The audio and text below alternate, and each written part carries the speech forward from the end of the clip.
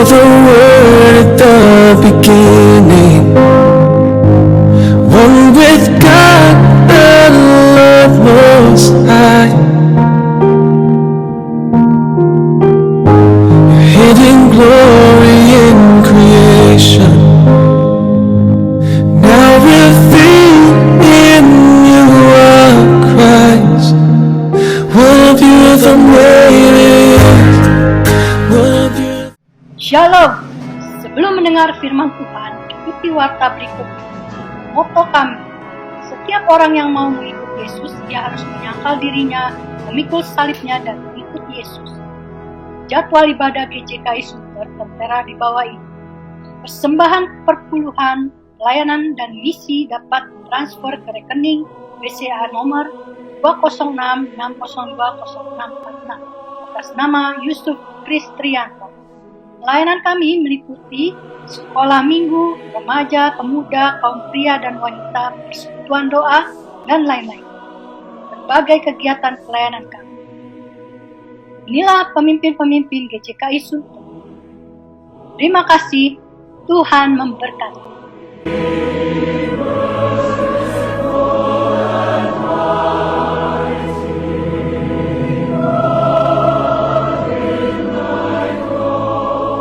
Shalom saudara-saudara kekasih di dalam Tuhan Yesus Kristus. Selamat pagi buat semua saudara-saudara yang menonton pada pagi hari ini. Tak terasa kita sudah melewati 1 bulan di tahun 2021. Hari ini kita akan mengadakan ibadah perjamuan kudus di awal bulan Februari untuk mengingatkan kembali pengorbanan Tuhan Yesus di kayu salib. Mari kita siapkan hati dan pikiran kita untuk beribadah. Kita saat teduh sejenak.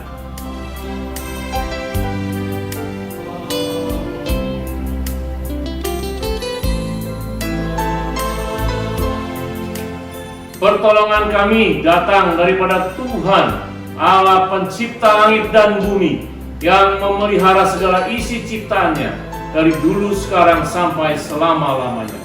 Turunlah kiranya kasih karunia dari Allah Bapa, cinta kasih daripada Tuhan Yesus di dalam persekutuan Roh Kudus memberkati ibadah ini dari awal, pertengahan, hingga pada akhirnya. Haleluya, amin.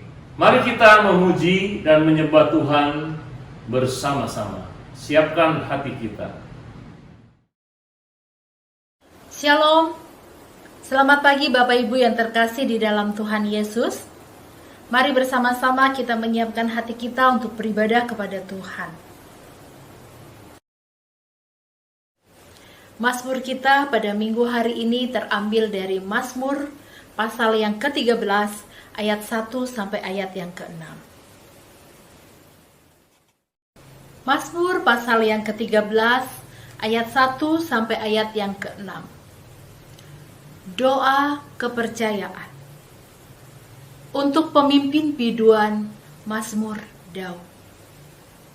Berapa lama lagi Tuhan, Kau lupakan aku terus-menerus? Berapa lama lagi Kau sembunyikan wajah-Mu terhadap aku? Berapa lama lagi aku harus menaruh kekhawatiran dalam diriku dan bersedih hati sepanjang hari? Berapa lama lagi musuhku menahan diri atasku? Pandanglah kiranya, jawablah aku ya Tuhan Allahku. Buatlah mataku bercahaya, supaya jangan aku tertidur dan mati. Supaya musuhku jangan berkata, aku telah mengalahkan dia, dan lawan-lawanku bersorak-sorak apabila aku goyah. Tetapi aku, kepada kasih setiamu aku percaya. Hatiku bersorak-sorak karena penyelamatanmu. Aku mau menyanyi untuk Tuhan, karena Ia telah berbuat baik kepadaku. Segala hormat pujian hanya bagi nama Tuhan. Roh Kudus yang memampukan kita untuk bisa mengerti dan menyelami maksud Tuhan di dalam kehidupan kita. Mari bersama-sama kita menyembah Tuhan. Terima kasih Yesus, terima kasih.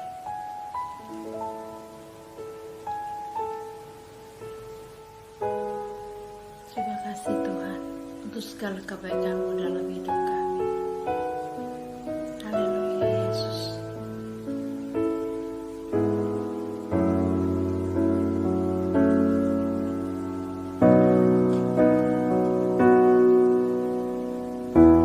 Allah Roh Kudus, penuhi kami.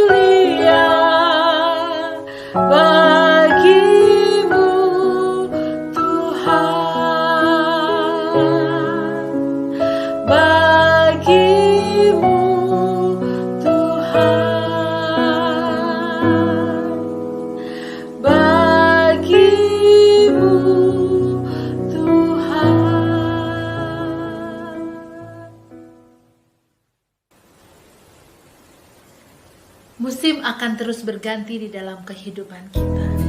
Namun mari kita yakin percaya bahwa kasih setia Tuhan selalu ada dan selalu baru dalam hidup kita. Haleluya. Mari bersama-sama kita menyembah dan memuji Tuhan.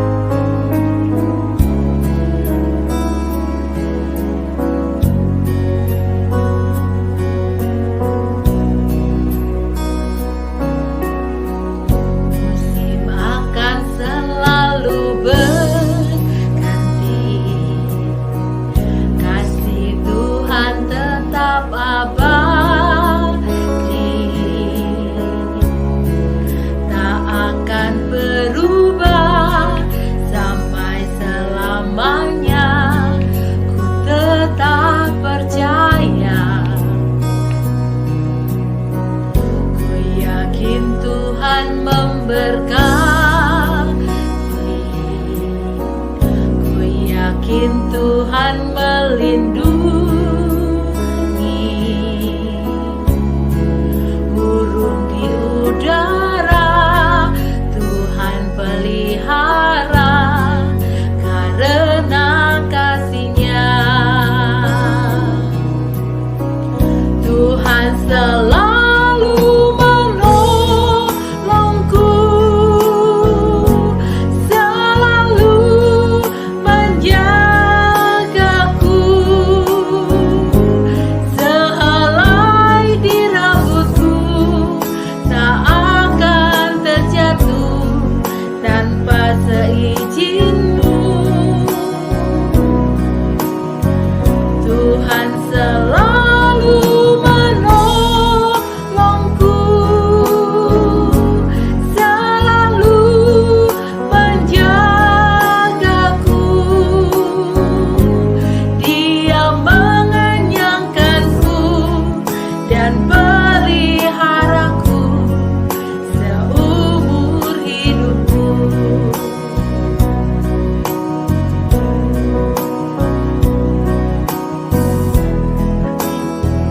Puji nama Tuhan.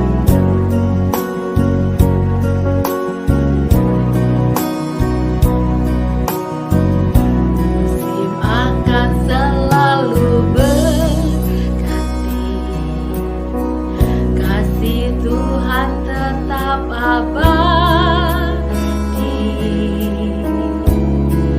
tak akan berubah sampai selamanya.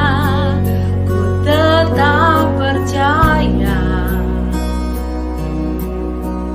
ku yakin Tuhan memberkati,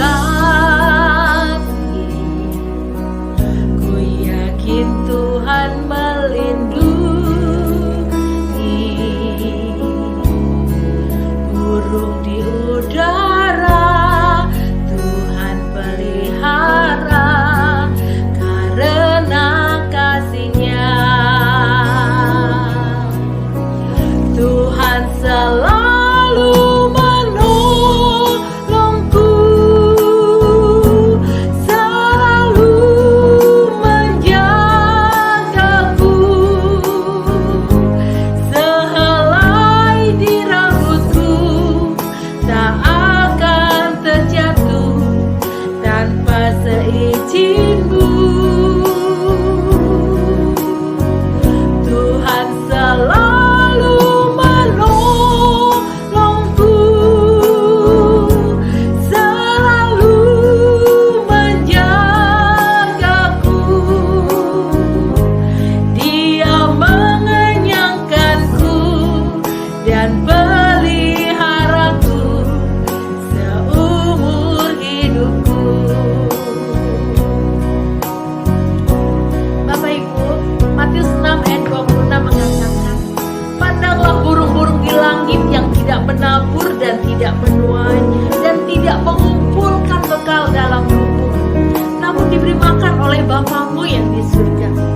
Bukankah kamu melebihi burung-burung itu?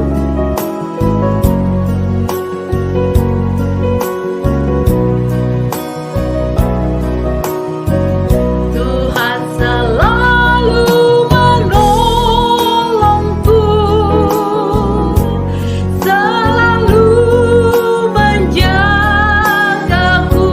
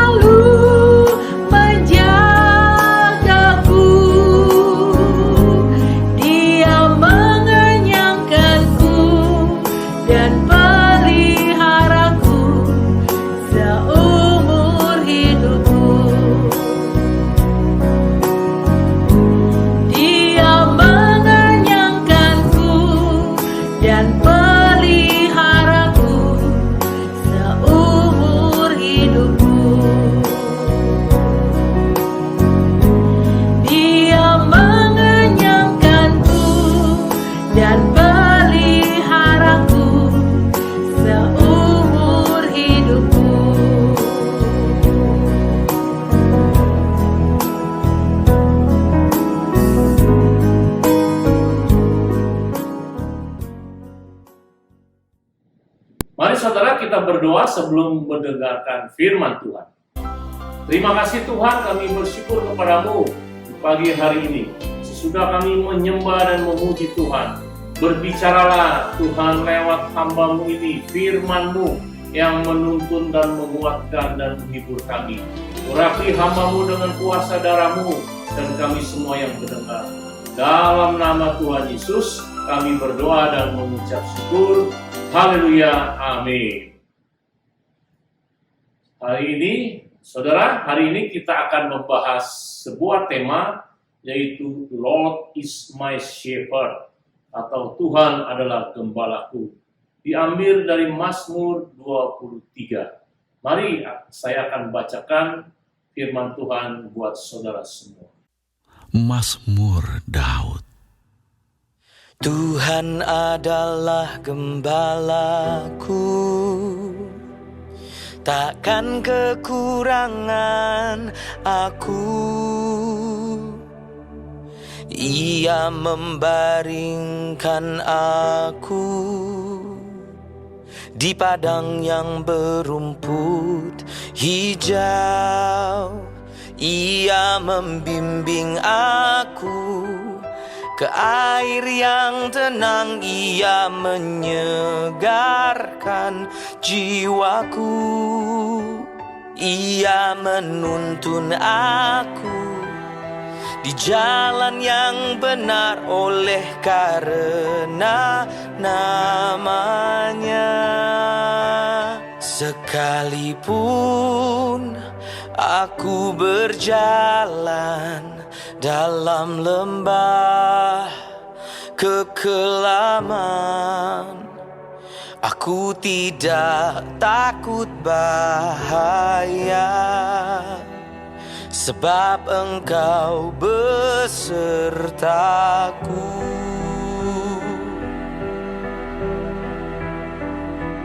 Gadamu dan tongkatmu, itulah yang menghibur aku.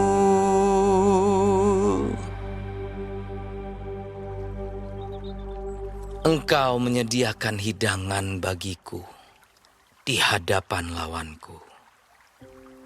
Engkau mengurapi kepalaku dengan minyak, pialaku penuh melimpah.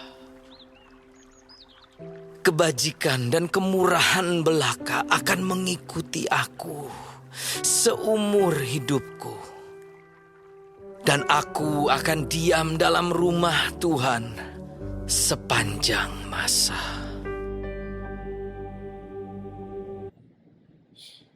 Saudara, ayat-ayat ini sering kita membaca, bahkan menghafalnya.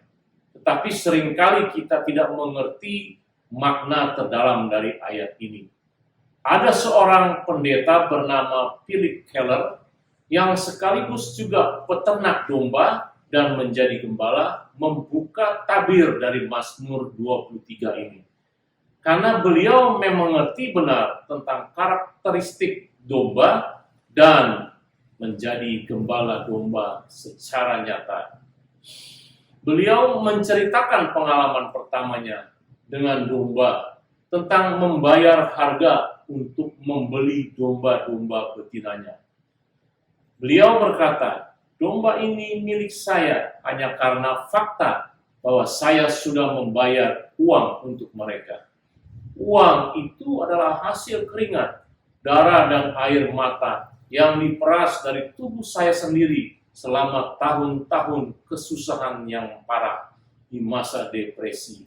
Dan ketika saya membeli sekawanan kecil domba-domba itu, saya membeli mereka benar-benar dengan tubuh saya sendiri yang telah diserahkan.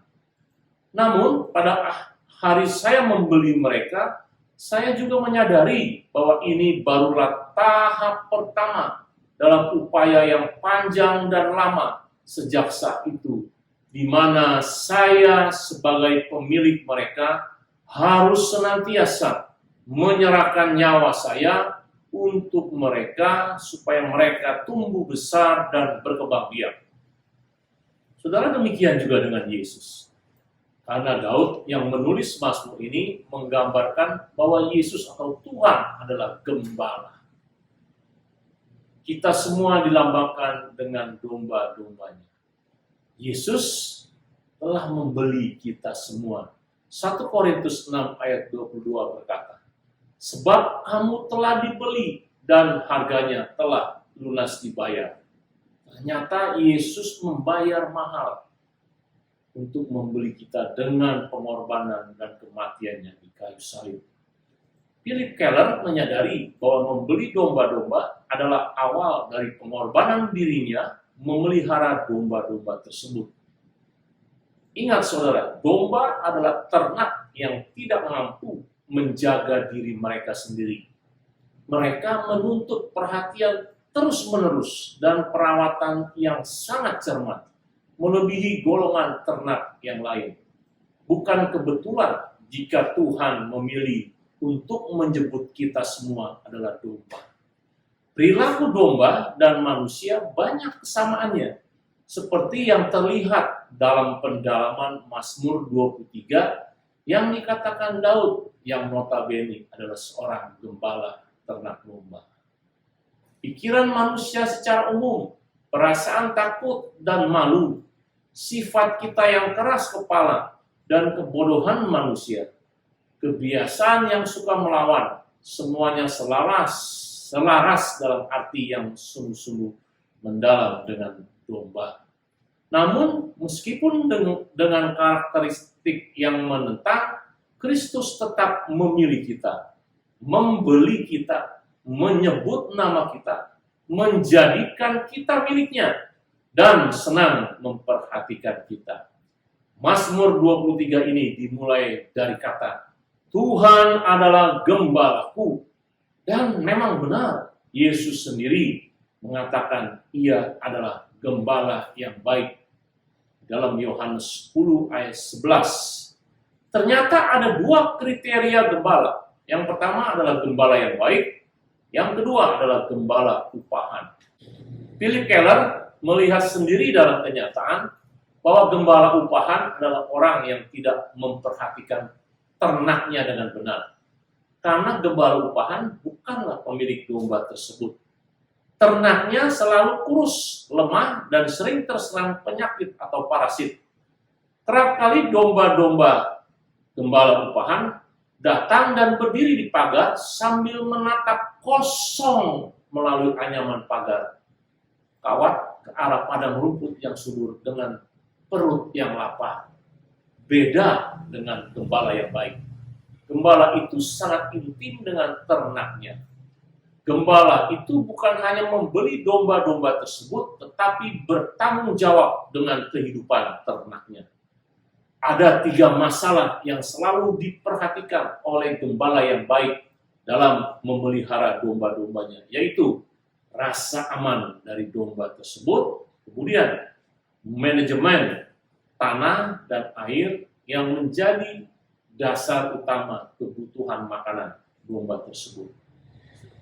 Sehingga ternaknya itu selalu tidak berkekurangan. Nyata dari pernyataan Daud bahwa akibat pemeliharaan gembala yang baik, domba tidak menjadi kekurangan, yaitu kekurangan rasa aman, kekurangan makanan, dan kekurangan air. Hari ini saya akan mendalami ayat 2a saja, yaitu ia membaringkan aku di padang yang berumput hijau. Ternyata saudara, ada suatu keanehan tentang domba, bahwa karena keberadaan mereka nyaris tak mungkin menyuruh mereka berbaring apabila 4 syarat ini tidak dipenuhi. Pertama, karena sifat domba adalah penakut, mereka tidak mau berbaring jika mereka belum lepas dari rasa takut. Yang kedua, karena perilaku sosial di dalam suatu kawanan, domba tidak akan berbaring jika mereka tidak bebas dari pertengkaran dengan teman-teman mereka. Ketiga, jika diserang oleh lalat atau parasit, domba tidak akan berbaring. Hanya jika mereka bebas dari semua pengganggu, barulah mereka dapat rileks. Keempat, domba tidak akan berbaring selama mereka merasakan kebutuhan untuk mencari makanan. Mereka harus bebas dari rasa lapar. Aspek yang unik dari gambaran ini adalah peran seorang gembala yang adalah pemilik domba itu yang dapat membuat domba itu berbaring, beristirahat, rileks, puas, dan tenang, serta berkembang biak. Dan hal yang sama berlaku juga untuk manusia. Mari kita uraikan keempat hal ini. Hal yang pertama, domba begitu penakut dan mudah panik, sehingga seekor kelinci yang tersesat dan tiba-tiba melompat dari semak dapat membuat seluruh kawanan domba tunggang langgang. Selama ada kecurigaan, bahkan yang paling kecil terhadap bahaya, yaitu anjing hutan, macan tutul, beruang, atau musuh-musuh lainnya, domba siap berlari demi menyelamatkan nyawa mereka. Mereka hanya punya sedikit alat pertahanan diri atau tidak memiliki sama sekali. Mereka adalah makhluk yang tak berdaya, penakut, lemah, yang hanya punya satu cara, lari. Kadang-kadang dalam ketakutan mereka, domba betina yang mengandung kemungkinan besar akan keguguran. Bahkan domba itu pun dapat kehilangan nyawanya. Jadi hal ini perlu penjagaan ekstra 24 jam, siang dan malam, dari sang gembala terhadap serangan-serangan tersebut.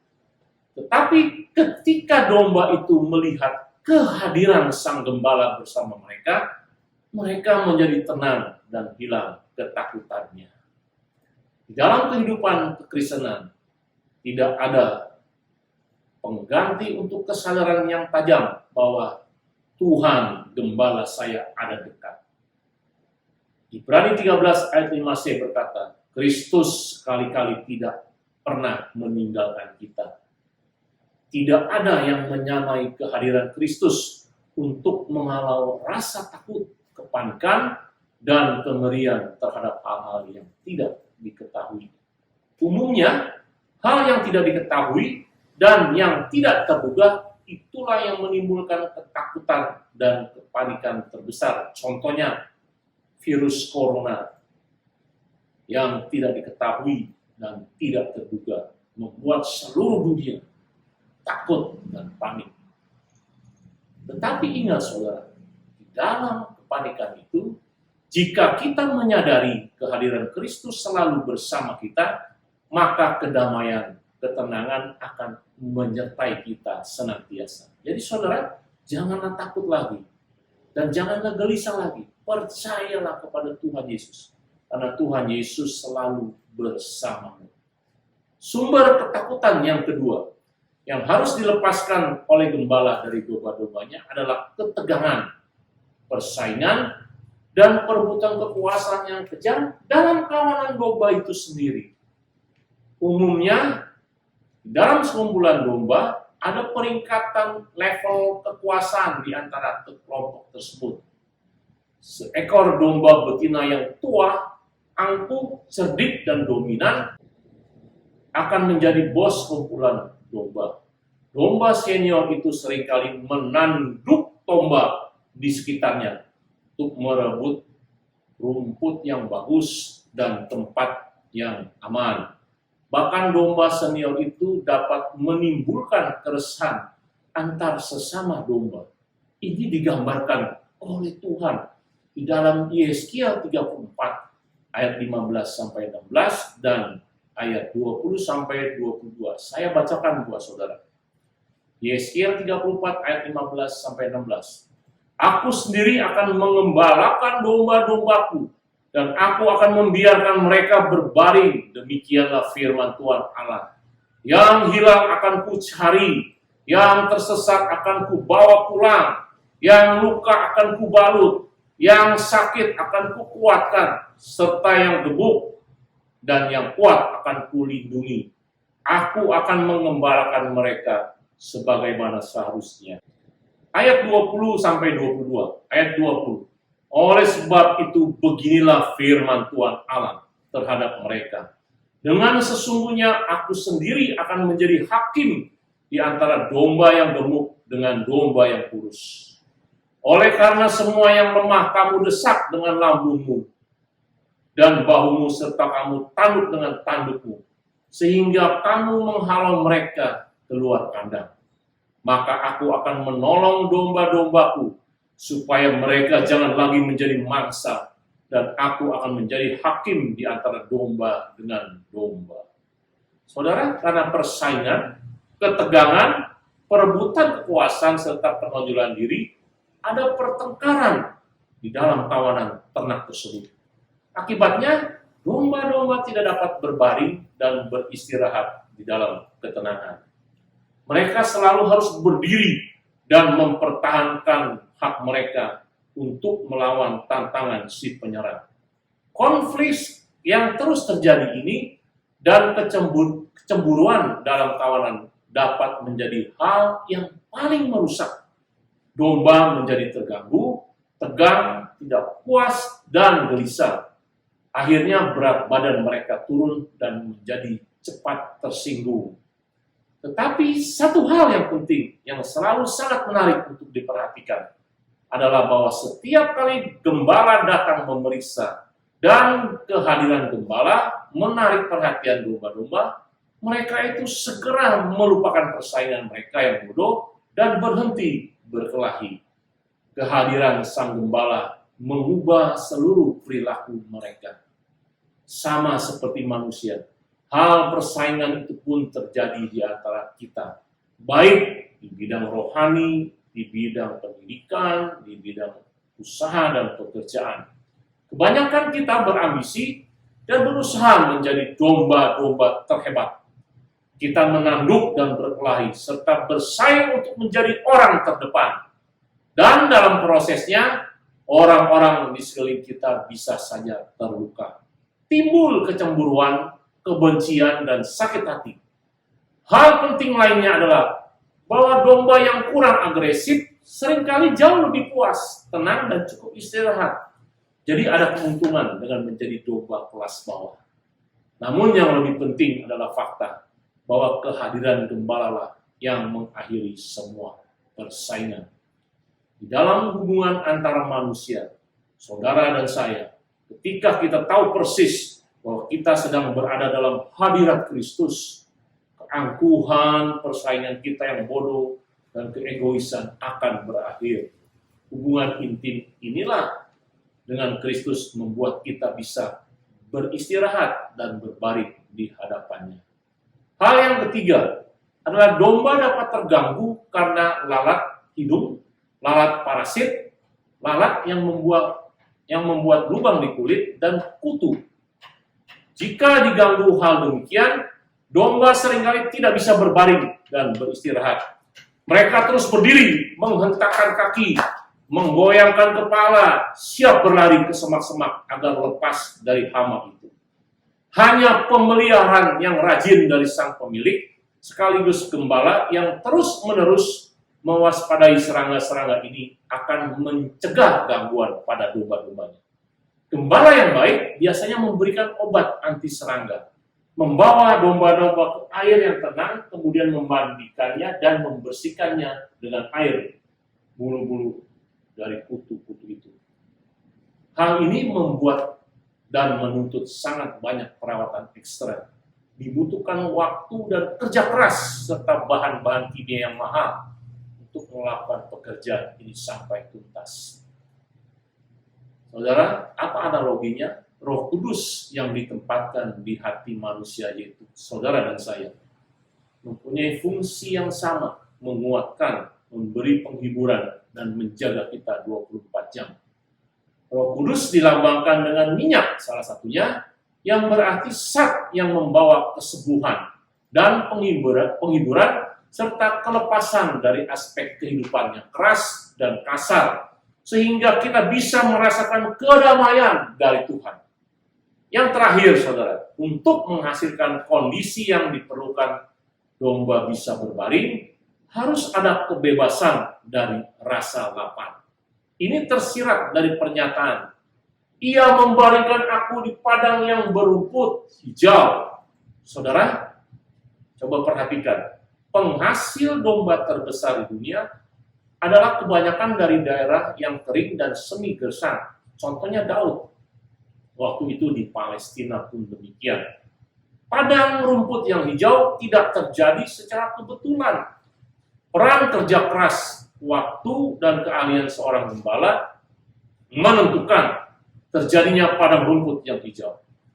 Padang rumput yang hijau adalah hasil membersihkan tanah yang berbatu, yang keras, mencabut semak-semak akar dan tumbung tanaman. Mereka membajak, mereka mempersiapkan tanah, menabur benih, menanam jenis gandum, dan menyiramnya. Semua itu pekerjaan gembala yang baik yang menentukan terjadinya padang rumput hijau. Ini yang disebut di awal manajemen tanah dan manajemen air yang dilakukan oleh gembala. Hal itu mengakibatkan ternak tersebut bisa makan dengan kenyang, lalu berbaring dengan tentram untuk beristirahat dan memamah biak. Domba yang kelaparan dan diberi makanan jelek akan terus berdiri, bergerak, dan mencari sesuap makanan untuk mengenyangkan rasa laparnya, sehingga tidak bisa berbaring dan beristirahat. Di dalam Perjanjian Lama diceritakan bahwa Tuhan membebaskan bangsa Israel keluar dari penjajahan Mesir karena mereka diperbudak. Dan mereka dituntun Tuhan menuju tanah Kanaan yang penuh dengan susu dan madu. Mesir melambangkan dunia, Firaun melambangkan iblis penguasanya, dan bangsa Israel dijajah dengan penuh penderitaan. Dan Tuhan menuntun mereka. Kalau mereka taat penuh, mereka akan memasuki tanah Kanaan yang melambangkan tanah yang penuh susu dan madu, yang berarti janji-janji Tuhan akan direalisasikan secara maksimal. Jika kita taat kepada perintah-perintahnya, maka kita akan memperoleh sukacita dan berkat yang melimpah. Tak pernah kekurangan apapun. Demikianlah arti dari Tuhan adalah gembala yang baik. Tuhan membaringkan kita di padang rumput yang hijau, yang berarti kita dibaringkan di gudang makanan kita sendiri. Tuhan membuat kita dapat berbaring karena Ia melepaskan kita dari rasa takut, yaitu memberi rasa aman. Mencegah konflik di antara saudara-saudara seiman. Menghibur dan menguatkan kita dari tekanan depresi dan kepahitan, serta mencukupi kebutuhan kita. Jadi saudara, apa yang harus kita pelajari? Bangunlah hubungan intim dengan Kristus Sang Gembala. Baca dan renungkan lakukan firman sebagai bukti ketaatan kita pada pimpinan Roh Kudus. Maka engkau akan merasakan ketenangan, kedamaian di tengah situasi pandemi dan krisis ekonomi yang menakutkan. Jangan takut lagi kepada dunia sekelilingmu, karena Tuhan Yesus adalah gembalamu dan tak pernah meninggalkanmu. Tuhan memberkati, mari kita berdoa. Terima kasih ya Tuhan untuk firman-Mu yang menguatkan kami. Bahwa Engkau adalah gembala kami, kami semua adalah domba-domba. Jadikan kami domba yang taat kepada Engkau. Tuhan sudah menyiapkan segala sesuatunya buat kami, membebaskan rasa takut kami, menjaga kami, menyediakan makanan kami, menghindarkan kami dari perselisihan. Tolong Tuhan, supaya kami boleh menyenangkan hati. Berkati kami semua yang menonton. Mungkin Tuhan ada berbicara kepada jemaat-jemaat yang menonton. Siapapun yang menonton di YouTube, ataupun Facebook, ataupun di mana saja secara internet. Tuhan memberkati dan memberikan jalan keluar. Dalam nama Tuhan Yesus kami berdoa dan mengucap syukur. Haleluya, amin. Mari saudara, saya undang bangkit berdiri, kita akan menikmati perjamuan kudus. Saya mau ingatkan, perjamuan kudus diterima hanya oleh orang yang percaya kepada Tuhan Yesus, yang mati dan bangkit untuk kita semua. Mari siapkan roti dan anggur yang sudah kita siapkan. Sebelumnya kita berdoa lebih dahulu. Terima kasih Tuhan, hari ini kami mau menikmati perjamuan kudus. Kuduskan dan layakan kami, ampuni dosa kami, dan ingatkan kami pada waktu kami makan tubuh dan darah-Mu, kami bersaksi pada orang-orang untuk memberitakan Injil pada orang yang belum mengenal Tuhan. Tuhan, layakan kami dan mohon berkat dalam nama Tuhan Yesus. Haleluya, amin. Mari kita angkat roti di tangan kanan kita. Firman Tuhan berkata, pada malam waktu Yesus diserahkan, mengambil roti dan sesudah itu ia mengucap syukur atasnya. Ia memecah-mecahkannya dan berkata, inilah tubuhku yang diserahkan bagi kamu. Perbuatlah ini menjadi peringatan kamu. Mari kita makan roti ini dalam nama Tuhan Yesus.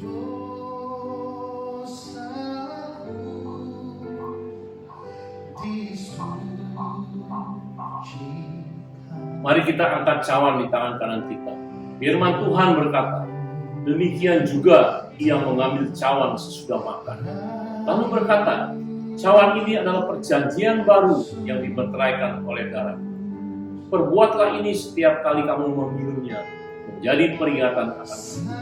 Sebab setiap kali kamu makan roti ini dan minum cawan ini, kamu memberitakan kematian Tuhan sampai ia datang. Mari kita minum anggur ini dalam nama Tuhan Yesus. Mari kita berdoa. Terima kasih Tuhan, kami bersyukur kepadamu. Engkau menebus dosa kami, menyelamatkan kami. Terima kasih nama kami dicatat dalam buku kehidupan surga. Jadikan kami saksi-Mu yang baik, mulai hari ini dan seterusnya, sampai Engkau datang kembali. Dalam nama Tuhan Yesus kami berdoa dan mengucap syukur. Haleluya, amin. Sambil tetap berdiri, mari kita bersama mengucapkan pengakuan iman rasuli kita.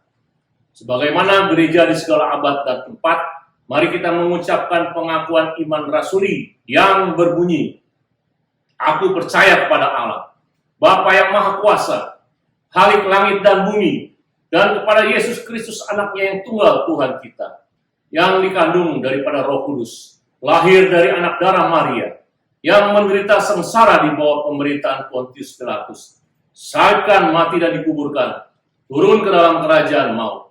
Pada hari yang ketiga, bangkit pula dari antara orang mati, naik ke sorga, duduk di sebelah kanan Allah, Bapa yang Maha Kuasa, dan dari sana ia akan datang untuk menghakimi orang yang hidup dan yang mati. Aku percaya kepada Roh Kudus, gereja yang kudus dan am, persekutuan orang kudus, pengampunan dosa, kebangkitan orang mati, dan hidup yang kekal. Amin. Sambil tetap berdiri, mari arahkan hatimu untuk menerima berkat Tuhan. Saudara ingat, Tuhan adalah gembala kita. Jangan takut lagi. Percaya dan bersandar kepada Tuhan. Maka Tuhan akan memberkati dan menjaga. Maka dari itu, arahkanlah hatimu. Terimalah berkat Tuhan. Kiranya damai sejahtera dari Allah Bapa, cinta kasih daripada Tuhan Yesus, di dalam persekutuan Roh Kudus memberkati saudara-saudara semua dari sekarang sampai Maranatha, Tuhan Yesus datang kedua kali, bahkan sampai selama-lamanya.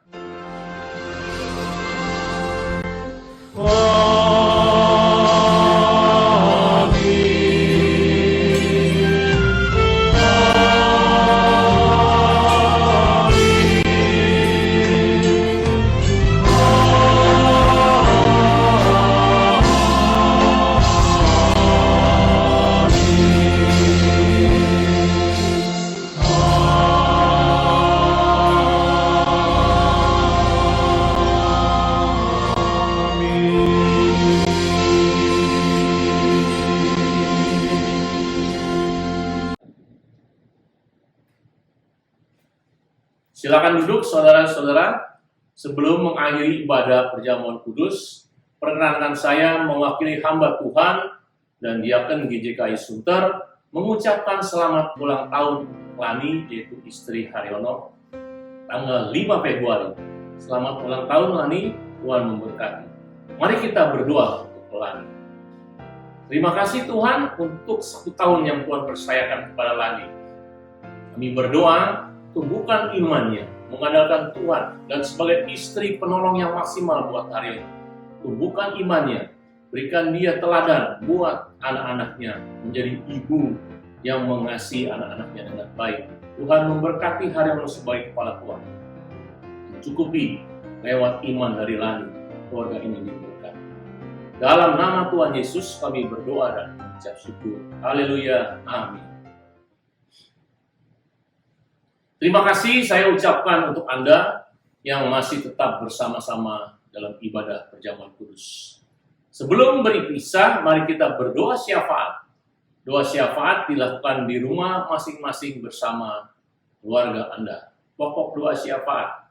Saya ingatkan kita doa untuk tema tahun 2021, yaitu fokus kepada visi, yaitu pergilah, jadikanlah semua bangsa muridku, dan baptislah, dan ajarlah, dan seterusnya. Juga yang kedua, kita visi, kita fokus untuk keluarga, supaya keluarga kita diselamatkan. Bukan hanya keluarga inti, tapi keluarga besar.